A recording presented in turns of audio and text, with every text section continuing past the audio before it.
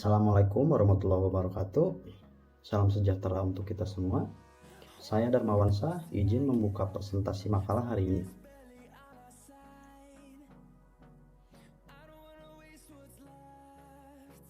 Untuk agenda presentasi, saya akan mempresentasikan pengertian makalah. Gisya dan Farhan akan mempresentasikan jenis-jenis makalah. Selanjutnya, untuk syarat-syarat makalah ada Yorino, Endang, dan Riki yang akan mempresentasikan. Dan yang terakhir pada sistematika penyusunan makalah akan dijelaskan dan dipresentasikan oleh Anton, Dery, dan Sahrijal. Berikut presentasi kami. Assalamualaikum warahmatullahi wabarakatuh. Nama saya Darmawan Shah, NPM 21122310002, akan menjelaskan pengertian makalah. Makalah adalah suatu karya tulis yang bersifat ilmiah atau semi-ilmiah, yang bertujuan untuk menyampaikan informasi atau pendapat tentang suatu topik tertentu. Biasanya makalah mempunyai format tertentu, mulai dari pendahuluan, tinjauan pustaka, metode penelitian, hasil, pembahasan, dan kesimpulan.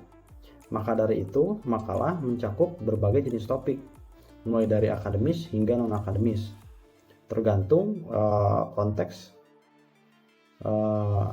tujuan penulisnya. Maka dari itu, untuk jenis-jenis, syarat-syarat, dan sistematika penyusunan makalah akan dijelaskan oleh rekan saya. Selanjutnya, untuk jenis-jenis makalah, silakan Bu Gisa. Assalamualaikum warahmatullahi wabarakatuh. Perkenalkan, nama saya Gisya Khairunisa dengan NPM 211223141. Di sini saya akan menjelaskan tentang jenis-jenis makalah. Satu, makalah akademis. Makalah akademis yaitu berkaitan dengan penelitian atau analisis ilmiah dalam konteks pendidikan. Terus yang kedua ada makalah ilmiah, yaitu fokus pada penelitian ilmiah, eksperimen, dan temuan berdasarkan metode ilmiah. Dan yang ketiga makalah kajian literatur, meninjau dan menganalisis literatur yang sudah ada tentang suatu topik. Terus yang keempat ada makalah sejarah, yaitu membahas peristiwa atau memperkembangkan sejarah suatu topik.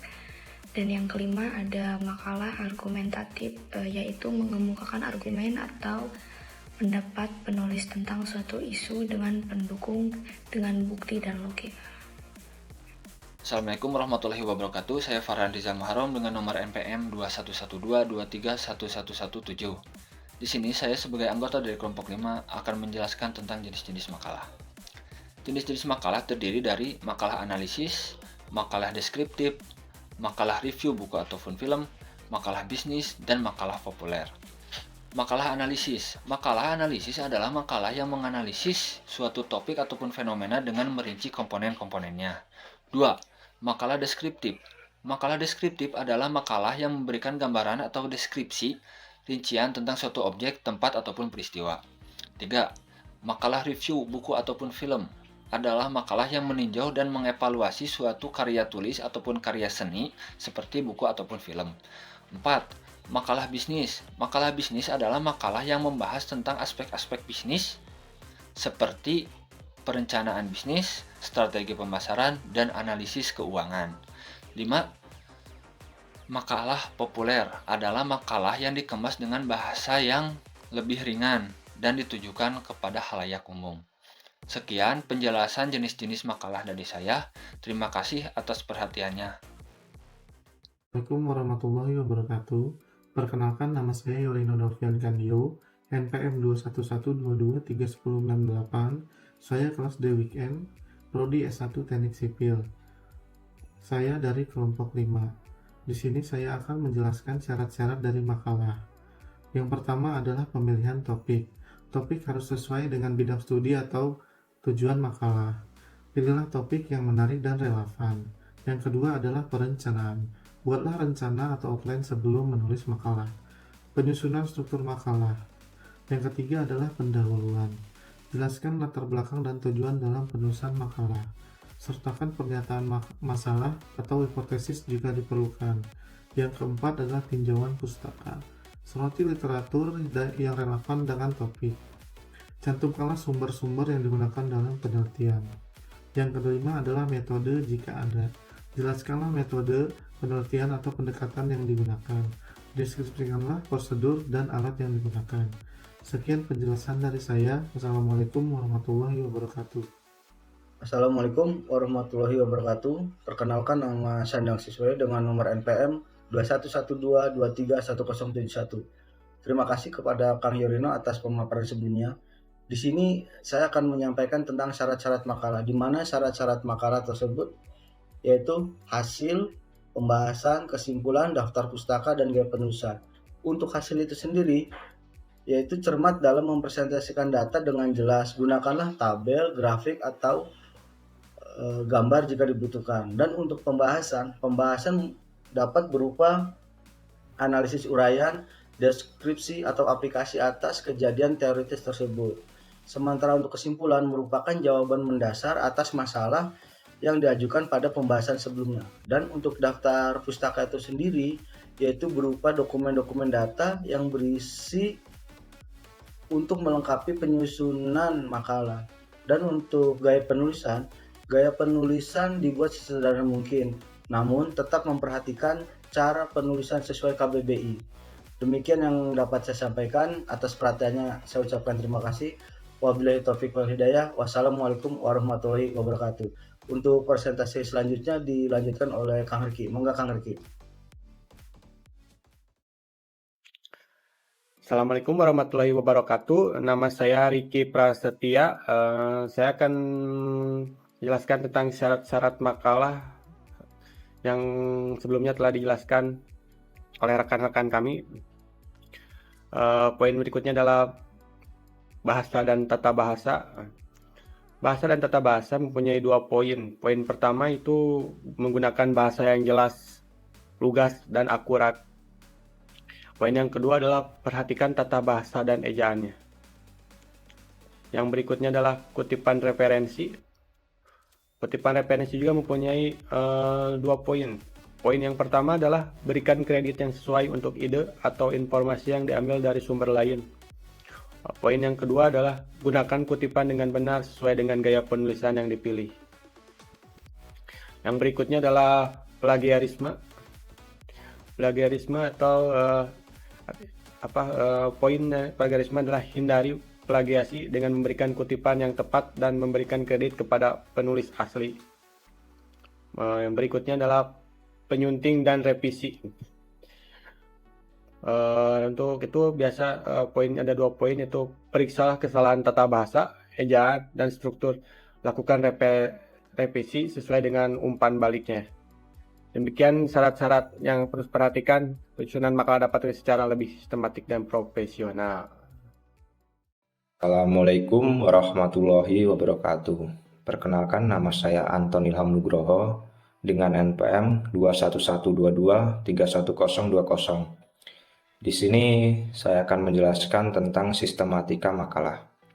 Sistematika makalah sendiri terdiri dari beberapa bagian. Yang pertama adalah halaman judul. Halaman judul adalah halaman di bagian awal buku yang menampilkan judul, makalah, nama penulis, institusi atau lembaga, dan tanggal penulisan. Yang kedua adalah abstrak. Abstrak adalah suatu penjelasan singkat mengenai isi pada suatu artikel atau tulisan ringkasan singkat isi makalah yang menyertakan tujuan, metode, hasil, dan kesimpulan. Yang ketiga adalah kata pengantar. Kata pengantar adalah pendahuluan atau pandangan umum yang singkat dan jelas sebagai pembukaan karya tulis. Mungkin juga mencantumkan ucapan terima kasih atau penghargaan. Yang keempat adalah daftar isi. Daftar isi biasanya ditemukan pada halaman sebelum dimulainya sebuah karya tulis yang berisi daftar judul dan nomor halaman untuk setiap bagian utama makalah. Mungkin hanya itu yang saya bisa jelaskan. Selanjutnya akan dijelaskan oleh rekan saya. Wassalamualaikum warahmatullahi wabarakatuh. Assalamualaikum warahmatullahi wabarakatuh. Saya dari Agustian Putra dengan NPM 21122231072. Saya akan mempresentasikan lanjutan dari Kang Anton tentang sistematika makalah bagian 1. Sistematika makalah bagian 2 terdiri ada beberapa bagian. Yang pertama pendahuluan yang terdiri dari latar belakang masalah, rumusan masalah atau tujuan penelitian, hipotesis atau pertanyaan penelitian. Berikutnya, tinjauan pustaka. Penjelasan teori-teori yang mendukung penelitian, posisi penelitian terhadap kajian di literatur yang ada. Berikutnya, metode penelitian, desain penelitian, teknik dan prosedur pengumpulan data, metode analisis data. Berikutnya, hasil. Presentasi hasil penelitian menggunakan tabel grafik atau gambar jika itu diperlukan. Sekian dari saya. Wassalamualaikum warahmatullahi wabarakatuh. Nama saya Sahrijal Zainal Askia, nomor induk mahasiswa saya 21122311116. Pada kesempatan kali ini, saya akan melanjutkan presentasi sistematika makalah di bagian pembahasan, kesimpulan dan saran, daftar pustaka, dan juga lampiran. Yang pertama itu ada pembahasan. Pembahasan adalah bagian yang berisi uraian pokok dari permasalahan yang akan dibahas. Bagian pembahasan juga harus sesuai dengan yang pertama itu ada interpretasi hasil penelitian, yang kedua ada hubungan antara temuan dengan literatur, yang ketiga ada analisis implikasi hasil, dan yang keempat identifikasi kekuatan dengan keterbatasan penelitian. Lalu yang kedua ada kesimpulan dan saran. Kesimpulan dan saran adalah bagian penutup dari penelitian yang peneliti tulis, di mana isi dari penelitian telah dijabarkan dalam bab sebelumnya. Terdiri dari beberapa bagian juga. Yang pertama itu adalah kesimpulan dari hasil penelitian, yang kedua adalah saran untuk penelitian selanjutnya, yang ketiga kesimpulan keseluruhan.